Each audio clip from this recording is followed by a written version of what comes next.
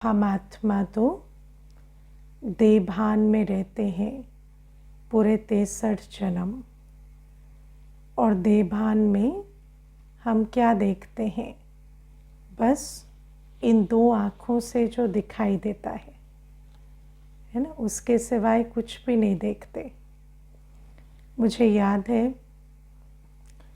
पहले 3-4 साल पहले की बात है, तो रोज़ एक पार्क में जाना होता था।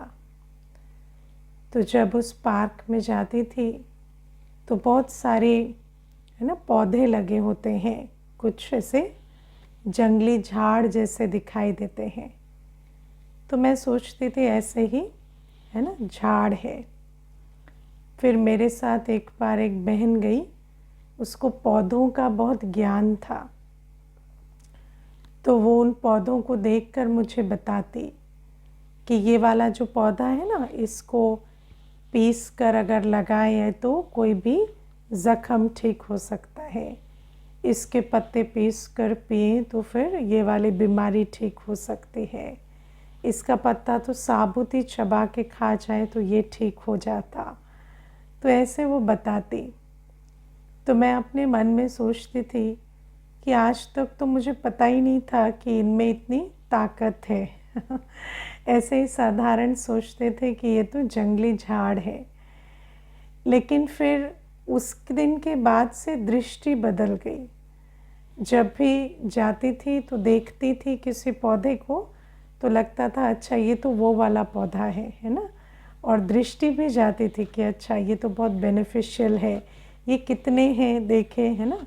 तो अच्छी बात है कि बहुत सारे हैं, किसी को रेफ़र भी कर सकते हैं कि अगर ज़रूरत हो तो आप उसको यूज़ करें। तो बाबा कहते हैं इसी प्रकार से आप देखो कि जब तक ज्ञान नहीं होता तो हम ऊपर ऊपर से है ना सिर्फ बड़े भौतिक रूप से आत्मा को भी नहीं जानते, बाबा को भी नहीं जानते, बड़े भौतिक तरीके से हर एक चीज़ की समझ रखते हैं है ना। जैसे किसी व्यक्ति को भी देखते हैं तो क्या सोचते हैं है ना, ये काला है, ये गोरा है, ये मोटा है, ये पतला है, ये स्त्री है, ये पुरुष है, ये तो है ना कम आयु वाला है, ये बुज़ुर्ग है, या ये तो कमाने वाला है, ये तो ऐसे ही काम वाम करता नहीं है। तो इस प्रकार से हमारी हर एक के प्रति दृष्टि होती। या मानो किसी का गुण या विशेषता भी बुद्धि में रखते कि चलो इसको ये काम आता है, या ये आत्मा जो है ये अच्छा खाना बनाती है, या ये व्यक्ति जो है इसके अंदर ये गुण है कि सफाई अच्छी करता है, या कोई मैथ्स अच्छा करता है, या कोई नौकरी में अच्छा है ना पंक्चुअल है, या कुछ है। लेकिन बाबा कहते कि हमारे अंदर जब तक आत्मा का ज्ञान नहीं आता तो हमें समझ नहीं आता कि एक आत्मा की जो 84 जन्मों की यात्रा है, अगर उसको संपूर्ण रूपेण बुद्धि में रखें तो हर आत्मा कैसी है? हर आत्मा तो मास्टर सागर है ना। हर आत्मा पवित्र स्वरूप, शांत स्वरूप, सुख स्वरूप, प्रेम स्वरूप, ज्ञान स्वरूप है ना। सर्वशक्तिवान की संतान मास्टर सर्वशक्तिवान है। लेकिन उस आत्मा को हमें देखने की दृष्टि ही नहीं होती, वो वृत्ति ही नहीं होती जब तक हमें ज्ञान नहीं होता। किसी का भी वर्तमान स्वरूप, चाहे वर्तमान आत्मा के गुणों विशेषताओं के आधार से ही देखें या फिर उसके शरीर और बाकी चीज़ों के आधार से देखें, लेकिन वर्तमान स्वरूप को देखने से हमारी वृत्ति कितनी संकुचित हो जाती है ना। हम देख ही नहीं पाते कि ये आत्मा तो महान आत्मा है, दिव्य आत्मा है। ऐसे ही अपने आप को भी कितना साधारण समझकर चलते थे है ना। मानो आप सोचो कोई अगर हमें कह भी देता था दुनिया में कि आप अपनी विशेषता देखो या गुण देखो, तो खूब ढूंढने पर एक कोई गुण या विशेषता नज़र आ जाती थी तो हाँ थोड़ा उसको याद रख लेते थे कि ये मुझे आता है, या ये हम कर सकते हैं, या ये गुण है। लेकिन क्या हमारे गुण या विशेषता इतने ही हैं? नहीं, कई तो ऐसे हैं जो इमर्ज रूप में हैं, लेकिन मोस्टली तो सब मर्ज रूप में है फिलहाल, है ना। इस समय ये जो 84 जन्मों की यात्रा हम करते हैं तो कई गुण शक्तियाँ जो हैं वो मर्ज हो गई, क्योंकि यात्रा करते करते वो सारे गुण शक्तियाँ जैसे नीचे चले गए, स्मृति पटल में, सबकॉन्शियस में चले गए। तो बाबा हमें अभी अवेयर करते हैं, स्मृति दिलाते हैं कि तुम आत्मा ऐसी नहीं हो, साधारण नहीं हो जैसे आज नज़र आती हो, है ना। कहानियों में भी हम पढ़ते थे कि हनुमान जी को अपनी शक्तियाँ भूल गई थी, है ना, और फिर भगवान ने याद दिलाया। तो बाबा कहते ऐसे ही हम आत्मा भी कितने ऊंच है, श्रेष्ठ है, दिव्य है, कितनी शक्तिशाली है, गुणवान है, हम कितने ऊंचे कर्तव्य कर सकते हैं। और बाबा कहते सिर्फ तुम बिंदी आत्मा के अंदर इतना 84 जन्मों का पाठ है और इतनी तुम्हारे अंदर शक्तियाँ नूंद हैं, लेकिन देभान में आते आते हम वो सारा विस्मृत हो गए। तो बाबा हमें ज्ञान के द्वारा स्मृति दिलाते हैं कि तुम बिंदी आत्मा क्या नहीं कर सकती हो, है ना। बाबा कहते और फिर बाबा हमें समझाते कि तुम तो मुझे सिर्फ एक पिंड के रूप में पूजते आते हो, है ना, लेकिन मैं कोई सिर्फ दूध फल फूल चढ़ाने के लिए एक पिंड नहीं हूँ मैं तो छोटा सा बिंदी बाबा हूँ और मैं तो सर्व गुणों शक्तियों का सागर हूँ। मैं तो वर्षा देने वाला बाबा हूँ, है ना, मैं तो वर्षा देने वाला बाबा हूँ। मैं तो श्रीमत देने वाला बाबा हूँ, वो श्रीमत जिससे तुम श्रेष्ठ ते श्रेष्ठ बन सकते हो। मैं तो वो बाबा हूँ, लेकिन तुम तो मेरे वर्षा देने के कर्तव्य को भूल गए, तुम मेरी श्रीमत देने के कर्तव्य को भूल गए, तुम मेरे गुण शक्तियाँ भूल गए, सब कुछ भूल गए, है ना, अपना संबंध भी भूल गए। सिर्फ क्या याद रखा कि बाबा एक पिंड है, उस पर जाकर सिर्फ दूध फल फूल चढ़ा दिए, बस ख़त्म, है ना। लेकिन बाबा कहते ऐसा नहीं हूँ मैं कोई ऑब्जेक्ट नहीं हूँ। आप देखो मनुष्य को भी क्या, मनुष्य का भी, आत्मा का भी मनुष्य ने कैसे ऑब्जेक्टिफिकेशन किया है ना, कि शरीर जो है, मुझे एक बार एक भाई ने कहा कि जो जैसे कोई किसी की बात चल रही थी तो कहते हैं कि वो जो बहन है वो बहुत सुंदर है, तो आप कोई इतना सुंदर हो और फिर शरीर के तरह से, है ना, तो कहते इतना रूपवान हो और फिर उसको कोई 4 बातें सुना दे तो उसको तो बुरा तो लगेगा, है ना, और हर एक का अपना एक मान होता है।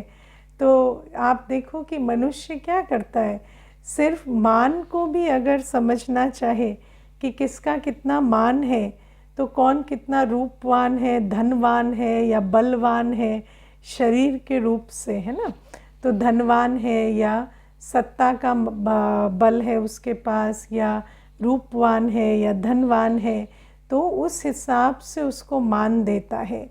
लेकिन क्या वास्तव में ये जो शरीर और शरीर से जो अर्जित चीज़ें हैं, धन हो या बाहुबल हो या कोई भी चीज़ हो, क्या इसी का ही मान है ना। तो मनुष्य तो क्या करता है कि दूसरे मनुष्य को भी देखता है या अपने आप को भी देखता है, तो क्या सोचता है कि मेरी वैल्यू उतनी ही है जितनी फिज़िकल बॉडी की और बाकी चीज़ों की वैल्यू है।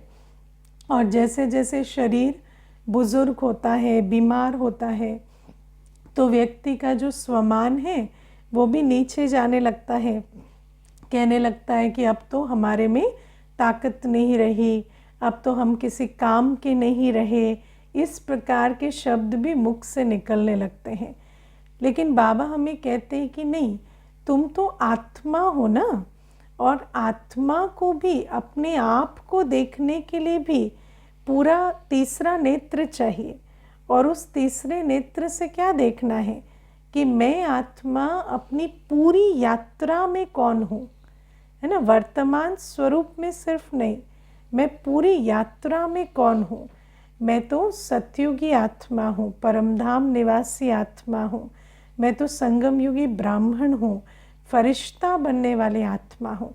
इसलिए बाबा कहते हमें बार बार स्वदर्शन करो, अपने आप को ज्ञान के नेत्र से देखो कि तुम वो नहीं हो जो आज शरीर या आज वर्तमान आत्मा की स्थिति के हिसाब से जो नज़र आते हो, लेकिन स्मृति में लाओ अपनी उस श्रेष्ठता को, महानता को, अपने उस शक्तिशाली और गुणमूर्त स्वरूप को जो अभी थोड़ा प्रायलोप हो गया है ना।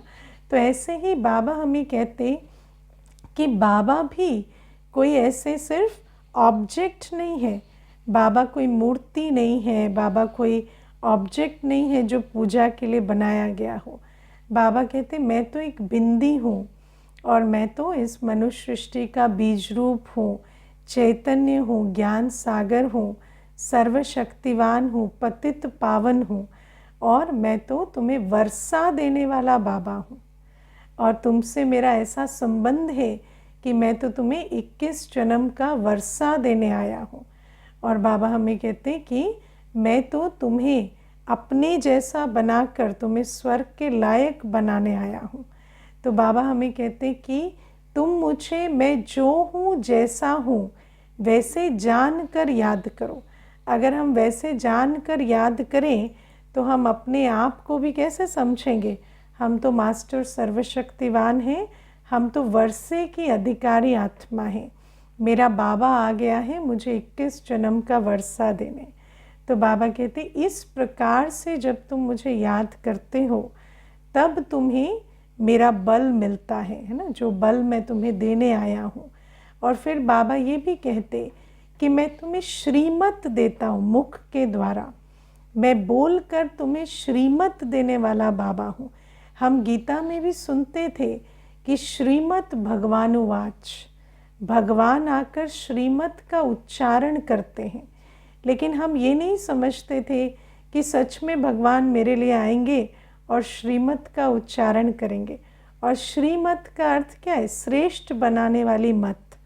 तो बाबा कहते मैं जो तुम्हें एक एक मत देता हूँ, इसको तुम धारण करेंगे तो तुम श्रेष्ठ अर्थात देवी देवता बन जाएंगे। क्योंकि बाबा कहते श्री के टाइटल के अधिकारी तो देवी देवता ही हैं। बाबा कहते तुम ऐसे पावन बन जाएंगे कि तुम्हारी शरीर और आत्मा दोनों पवित्र हो जाएंगी। लेकिन बाबा कहते उस रूप से मुझे जानते नहीं। अगर भगवान है तो भगवान की श्रीमत कहाँ है ना? और भगवान की श्रीमत है तो हम उस पर चल क्यों नहीं रहे, श्रेष्ठ बन क्यों नहीं रहे? तो बाबा कहते मुझे संपूर्ण रूपेण जानो कि मैं तो वर्षा देने वाला, श्रीमत देने वाला, सर्व गुणों का सागर, ज्ञान का सागर, सर्वशक्तिवान पिता हूँ। और इतनी शक्ति मैं तुम्हें देता हूँ। कैसे देता हूँ?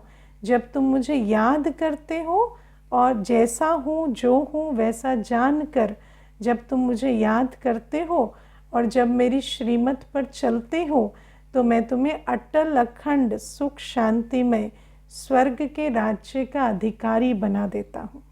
तो बाबा को इस रूप से जानना है कि बाबा हमें श्रेष्ठ बनने की श्रीमत देने वाला बाबा है और वर्षा देने के लिए बाबा आए हैं।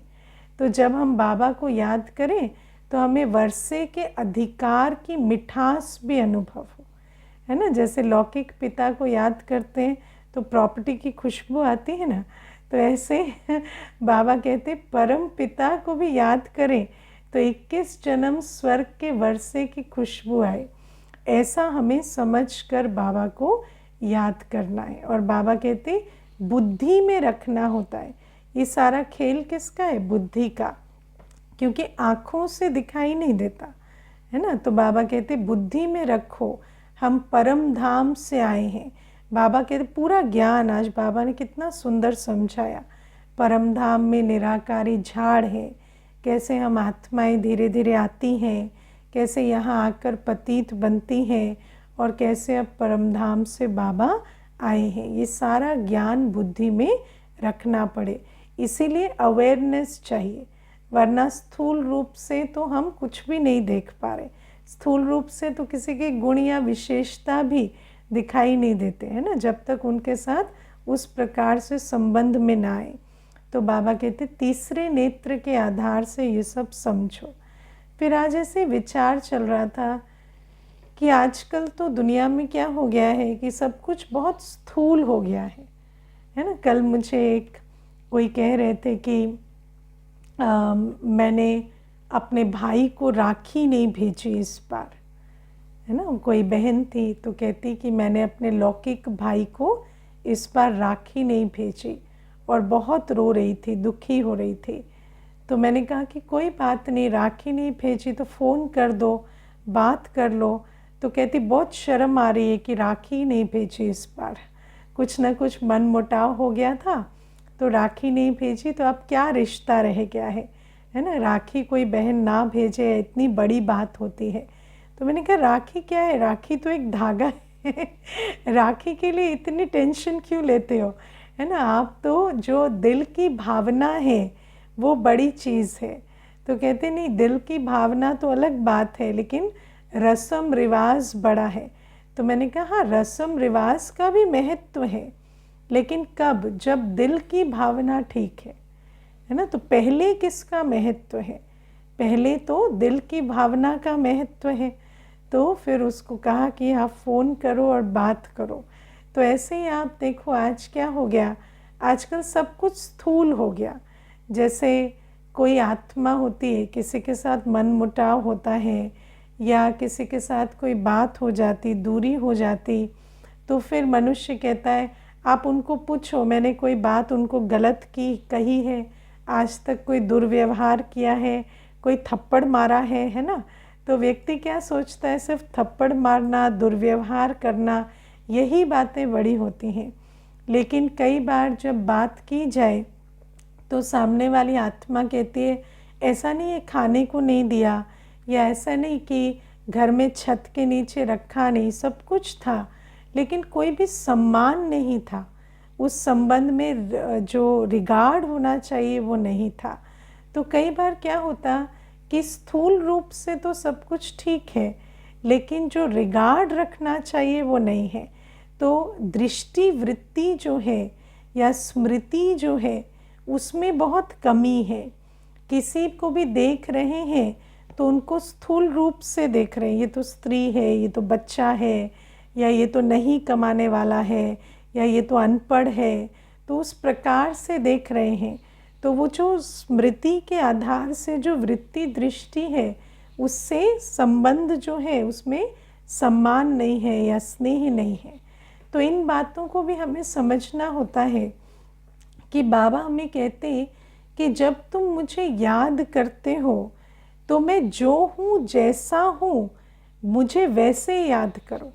क्योंकि कई बार क्या होता है, जैसे आत्माओं को भी हमने शरीर समझ लिया है, ऐसे शिव बाबा को भी यथार्थ रीति से ना जानने से वो स्नेह, वो रिगार्ड हम बाबा के लिए नहीं रख पाते और हम बाबा को उस रूप से, उस रिगार्ड से, उस स्नेह से याद नहीं कर पाते, है ना। बाबा के पास भी भावना भेजते हैं, भक्ति मार्ग में भी भावना से याद करते हैं, लेकिन वो जितना ऊंचा है, बाबा जो है जैसा है, उस रिगार्ड से, उस स्नेह से उसे याद नहीं कर पाते।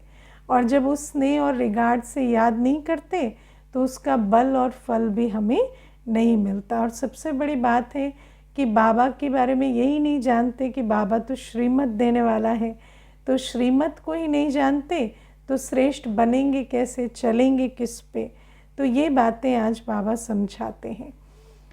आज एक और चीज़ जो इम्पोर्टेंट है वो समझेंगे कि देखो, जैसे मानो कोई आत्मा है, आप बैठते हो और सोचते हो, है ना, ये श्रेष्ठ आत्मा है, ये दिव्य आत्मा है, लेकिन छोटा बच्चा है मानो घर में, है ना, उसको आपने संकल्प दिया ये श्रेष्ठ आत्मा है, ये दिव्य आत्मा है, ये तो परम पिता परमात्मा की संतान है, लेकिन जब वो सोकर उठा तो उसके लिए नाश्ता नहीं बनाया, है ना, उसके लिए कुछ भी किया नहीं, घर साफ नहीं रखा, कोई भी वायुमंडल नहीं बनाया, तो सिर्फ संकल्प दिया कि श्रेष्ठ आत्मा है, दिव्य आत्मा है, लेकिन हमारी जो मनसा वाचा है और कर्मणा है उसमें गैप है। और ये नहीं समझ में आ रहा है कि आत्मा तो श्रेष्ठ है, दिव्य है, लेकिन शरीर जो है वो तो छोटा है ना। तो उस छोटे शरीर के आधार से उसके लिए जो करना होगा वो तो करना होगा ना। तो कई बार ये भी एक चीज़ समझने की होती है कि आत्मा का ज्ञान तो समझा, लेकिन आत्मा वर्तमान जिस कॉन्टेक्स्ट में है ना, उस कॉन्टेक्स्ट को भी तो समझकर उसके साथ चलना होगा, है ना। जैसे एक छोटी सी बात है, मानो कन्या है। अब वैसे तो बाबा कहता है शिव शक्ति है ना, तो है तो शिव शक्ति, तो दृष्टि वृत्ति हमेशा क्या रखनी है कि कन्या शिव शक्ति है।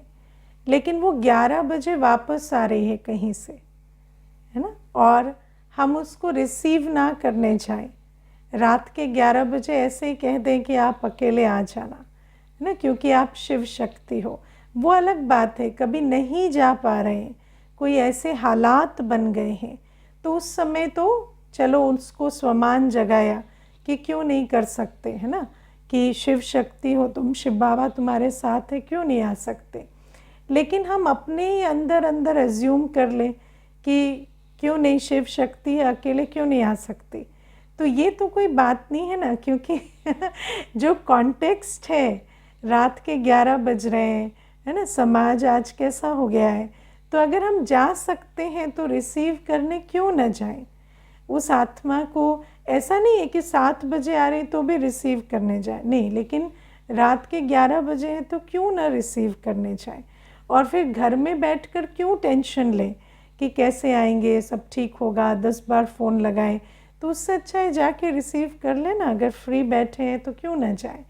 तो बाबा हमें कहते हैं कि ये जो स्मृति में, वृत्ति में तो ये रखना है कि आत्मा है और आत्मा कमज़ोर नहीं है।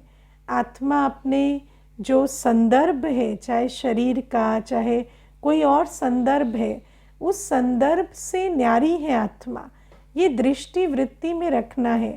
लेकिन जब हम प्रैक्टिकल कर्मों में आते हैं तो कर्मों में भी हमें वो दृष्टि वृत्ति रखते हुए उस शरीर और उस समय और उस कॉन्टेक्स्ट को समझकर भी कर्म करना होता है ना। तो ये भी एक बहुत समझने की चीज़ है। जैसे मैं आपको बहुत छोटी सी एक बात बताती हूँ।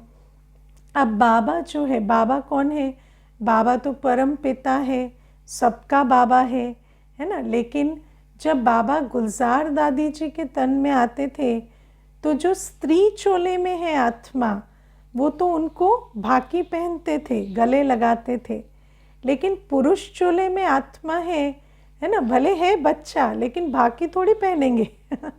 जब दादी के तन में बाबा आया है और है ना, चोला कौन सा है? स्त्री का है, तो उस समय पर भाई जाके भाकी नहीं पहनेंगे, क्योंकि उस समय पर मालूम है कि स्त्री चोला है।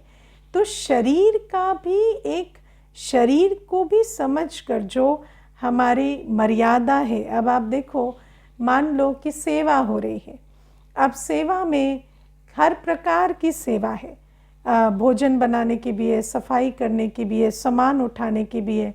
अब कोई जो ब्राह्मण है, बच्चा है, वो बुज़ुर्ग है, वो 70 वर्ष 80 वर्ष की आयु है उसकी, और कोई है जो 20 वर्ष का है। अब ऐसे थोड़ी कहेंगे ये आत्मा है तो 80 वर्ष में बोझा क्यों नहीं ढो सकते। उनको तो ये कहेंगे ना कि हाँ भाई, आप ये बैठ के आराम से और ये चावल साफ़ कर दो, या कोई ऐसा कार्य कर दो जो थोड़ा फिज़िकली कम स्ट्रेन वाला होगा। तो ये भी हमें अकल चाहिए होती है। ऐसा नहीं कि आत्मा है तो फिर आत्मिक दृष्टि रखें, तो फिर शरीर को भी ना देखें, या उस संबंध को भी ना देखें, या समय या कोई भी चीज़ की हमें समझ ना हो। तो ये भी एक अकल हमें रखनी होती है। तो ऐसे ही बाबा है, बाबा सर्वशक्तिवान है, बाबा पतित पावन है, बाबा स्वर्ग का रचयिता है, हमें श्रीमत देकर वर्षा देने बाबा आया है, लेकिन बाबा जब साकारी दुनिया में अपना पार्ट बजाते हैं और एक यज्ञ की रचना करते हैं, है ना, तो उस यज्ञ के प्रति हमें अपना फर्ज भी निभाना होता है ना। ऐसे नहीं कि मेरा तो बाबा से संबंध है, हम तो बाबा के साथ संबंध रख रहे हैं और हम बाबा को याद कर लेते हैं बस। लेकिन जो स्थूल रूप से लेन देन है, जैसे अब आप देखो एक आत्मा है घर में, तो उसको सिर्फ आप आत्मिक दृष्टि दे देंगे तो थोड़ी होगा। जो भी आपका रोल है वो भी तो आपको निभाना पड़ता है ना, चाहे भोजन बनाना है, चाहे उनको पढ़ाना है, स्कूल भेजना है, वो भी करना पड़ता है। या युगल हैं तो उनको साथ सहयोग जिस भी प्रकार से देना है, उनकी नौकरी चाकरी है या जो भी चीज़ वो कर रहे हैं उसमें किस प्रकार से आप सपोर्ट दें, वो भी तो देखना होता है ना। तो बाबा कहते हैं इसी प्रकार से जब हम बाबा के साथ चलते हैं तो ये कनेक्शन भी समझना होता है कि बाबा तो परमधाम निवासी है, बाबा तो पतित पावन है, सर्वशक्तिवान है, बाबा तो आए हैं परमधाम से हमें वर्षा देने। लेकिन बाबा जिस यज्ञ की रचना करते हैं उस यज्ञ से हमारी पालना होती है, तो उस यज्ञ के प्रति भी तो हमारी जिम्मेवारियां हैं। जैसे देखो बाबा ने बहुत अच्छी कल बात कही, खिलाने वाले को खिलाकर खाना है ना। तो अब खिलाने वाले को खिलाकर खाना है का अर्थ क्या समझा कि मानो एक थाली में भोग रखा, बाबा को ऑफर कर दिया और खुद खा लिया, ठीक है ना, वो ठीक है, वहाँ तक ठीक है। अब मानो बाबा रोज़ 10 पराठे खाता हो तो रोज़ बनाएंगे है ना। अब मानो बाबा रोज़ 10 पराठे खाता हो, नाश्ते में, लंच में, डिनर में, है ना, तो तीनों टाइम भोग लगाएंगे तो खिलाने वाले को 10-10 पराठे बना के खिलाएंगे कि फिर कहेंगे। आजकल तो क्या है, कहते हैं कि हमारे यहाँ तो प्याज लहसुन नहीं छूटता है और इनके लिए बनाना पड़ता है, उनके लिए तो बाबा को जो है किशमिश का भोग लगा देते हैं या बाबा को फल का भोग लगा देते हैं। तो इस प्रकार से नहीं, बाबा के साथ प्रैक्टिकली कैसे चलना है। भोग तो लगाना है, वो भी अच्छी बात है, वो भी बाबा को हम भावना भेजते हैं, लेकिन बाबा जिस कार्य के लिए आया है परमधाम से, बाबा हमारे लिए स्वर्ग बना रहा है और हम उसमें सहयोगी ही ना बने, हम हमारी अपनी कोई जिम्मेवारी ही ना समझें कि हमें भी अपना तन मन धन लगाना है, तो इस बात को समझे ही ना और फिर सोचें कि हमारा बाबा के साथ बहुत अच्छा संबंध है, यज्ञ के साथ कोई संबंध नहीं है। हम ना मिलते हैं, ना जुलते हैं, ना कभी पूछते हैं, ना कभी परवाह करते हैं कि किस प्रकार से बाबा जिस निमित्त के द्वारा हमें पालना दे रहा है तो हमारी वहाँ क्या जिम्मेवारी बनती है। हम कुछ भी नहीं करते, बस अपने यहाँ बस भोग लगा लिया और खुद खा लिया तो ठीक है। लेकिन खिलाने वाला कैसे खिला रहा है? खिलाने वाला कोई आसमान से बरसा तो नहीं रहा ना, खिलाने वाला तो विधिवत खिला रहा है ना। खिलाने वाला कैसे खिला रहा है? खिलाने वाले ने तो पूरा यज्ञ बनाया है और खिलाने वाला तो हमें सर्वगुण सर्व शक्तियों की पालना कैसे दे रहे हैं? ज्ञान के द्वारा, यज्ञ के द्वारा दे रहे हैं। आज इतनी क्लासेस, इतना सब कुछ का हमें बेनिफिट मिलता है। कैसे मिलता है? क्योंकि बाबा का कार्य चल रहा है। तो क्या उस बाबा के कार्य में हमारी कोई जिम्मेवारी नहीं बनती? क्या ईश्वरीय कार्य में हम हिस्सा ना बने और सिर्फ हम बाबा को बुद्धि से याद करते रहें और घर में बस भोग लगा के खाते रहें, यही हमारी जिम्मेवारी है? तो बाबा कहते खिलाने वाला जब विधिवत खिला रहा है तो उसको हम क्यों नहीं विधिवत खिलाते? क्यों नहीं हम सेंटर पर भोग लगवाते जहाँ सर्व ब्राह्मण भोग स्वीकार करते? तो वो भी तो विधि है ना। जैसे खिलाने वाला सेंटर के द्वारा पालना देता है, तो क्या हम सेंटर पर भोग नहीं लगवाएंगे? क्या हम कोई कार्य, शिव बाबा का कार्य जो है उसमें मददगार नहीं बनेंगे? और फिर बाबा कहते फिर ज्ञान ही क्या समझा?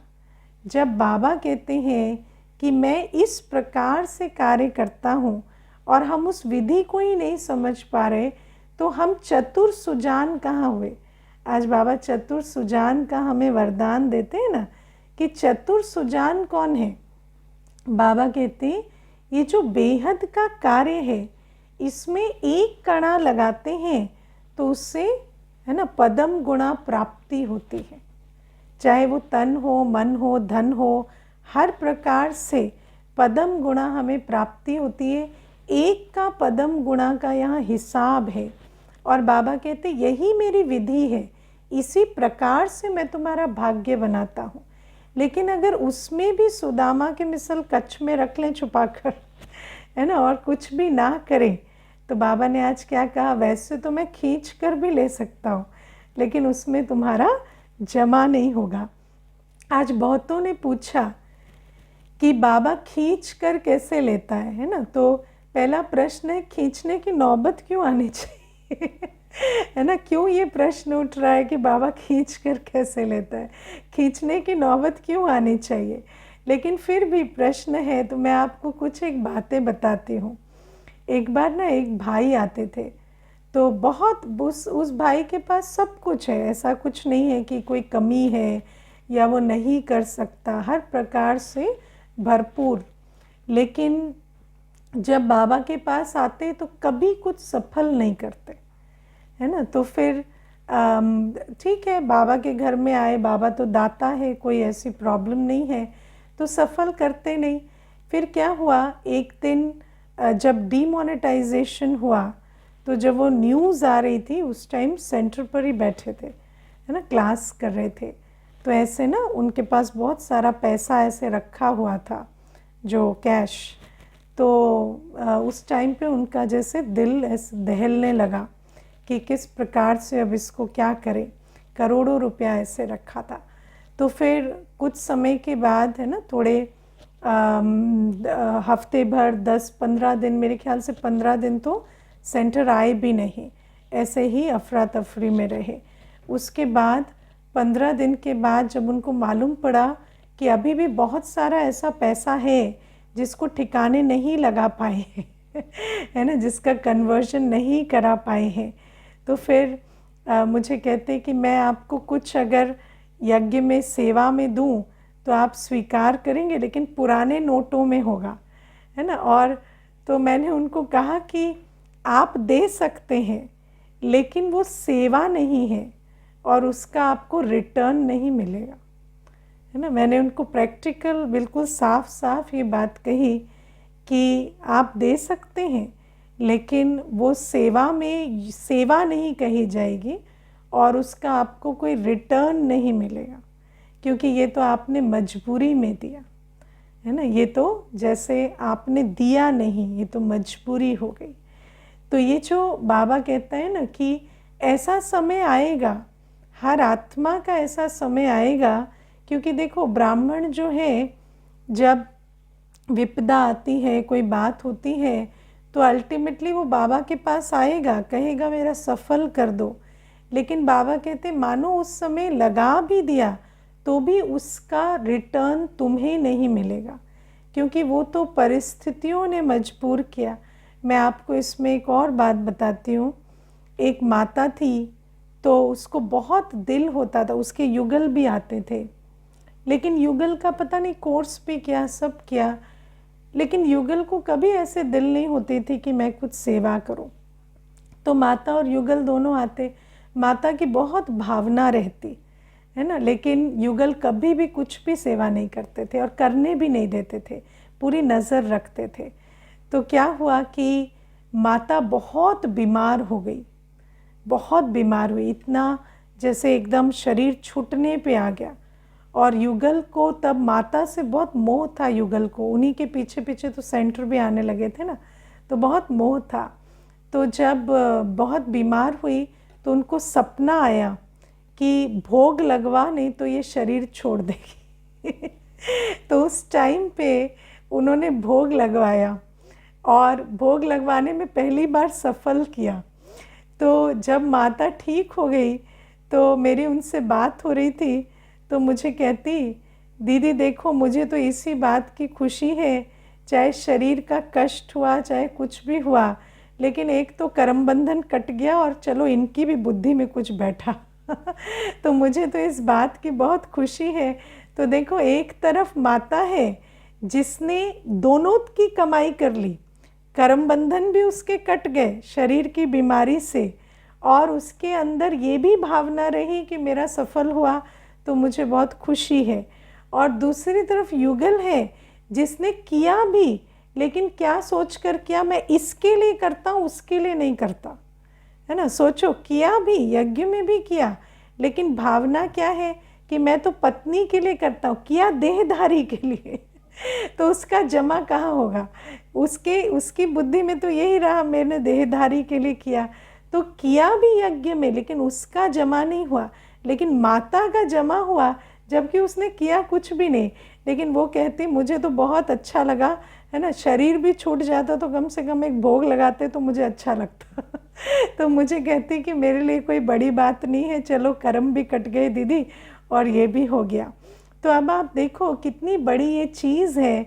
और बाबा हमें कहते हैं कि हर आत्मा को, ब्राह्मण बच्चों को इतनी तो सौदागरी आनी चाहिए कि शिव बाबा इतना बड़ा कार्य कर रहे हैं, तो हम क्यों ना एक लगाकर पदम गुणा पाएं और ऐसा चतुर सुजान बनना चाहिए। बाबा कहते स्वेच्छा से, और ज्ञानी की स्वेच्छा क्या होगी, ज्ञानी की स्वेच्छा हमेशा सफल करने की होगी। और फिर बाबा कहते दृढ़ता से, क्योंकि क्या होता, संकल्प से कर्म तक आने में एक बहुत लंबी यात्रा है। कई बार जब मुरली सुनते हैं या क्लास सुनते हैं तो बहुत अच्छे अच्छे संकल्प भी रच लेते हैं कि ये हमें सफल करना है, ये सेवा करनी है, लेकिन बहुत दृढ़ता चाहिए, क्योंकि बीच में माया इतनी अंगूरी लगाती है कि वो संकल्प सफल होते होते पता नहीं उसका क्या क्या क्या हो जाता है। तो बाबा इसीलिए कहते स्वेच्छा से और दृढ़ता से जो संकल्प रच कर और स्वाहा कर कर भाग्य बनाए, उसको कहेंगे चतुर सुजान। ओके, ओम शांति।